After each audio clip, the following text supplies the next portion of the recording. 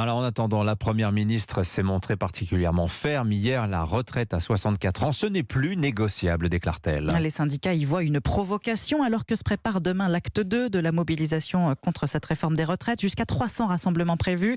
Mardi noir en vue dans les écoles et les transports. Seuls 2 TGV sur 5 devraient circuler sur l'axe nord, 1 sur 2 dans l'est et le sud-est, 1 sur 4 vers l'Atlantique et 2 Ouigo sur 5. Objectif pour l'intersyndicale, frapper encore plus fort que le 19 janvier dernier, où plus d'1 million de personnes avaient défilé dans les rues, Barthélémy Philippe. Oui, le défi est de taille, mais les syndicats espèrent une mobilisation encore plus forte que le 19 janvier, à l'image de François Omril, le patron de la CFE-CGC. On espère toujours faire mieux.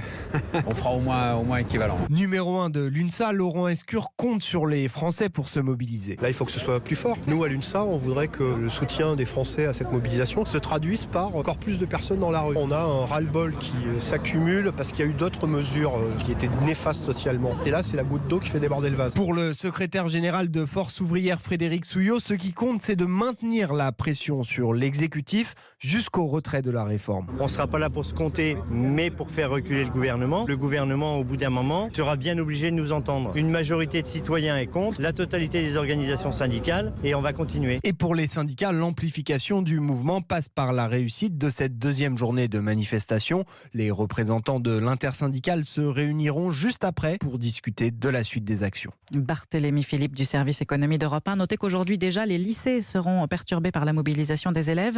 Les transports routiers entrent également en grève aujourd'hui.